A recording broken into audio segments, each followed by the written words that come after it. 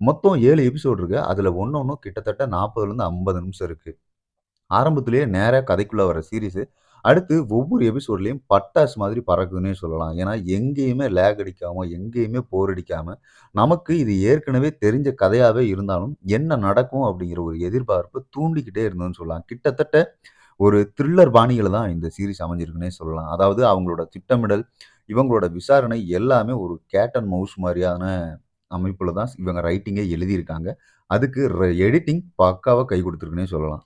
இந்த சீரிஸ் முடிச்சுட்டு சிலருக்கு பல கேள்விகள் வரலாம். இதெல்லாம் உண்மையான்னு கண்டிப்பா உங்களுக்கு கேட்க தோணும். சிலருக்கு விடுதலை புலிகள் மீதான பார்வையே மொத்தமா மாறுறதுக்கான வாய்ப்பு உண்டு. அதுவும் எதிர்மறையா மாறுறதுக்கான வாய்ப்புகள் அதிகமாவே உண்டு.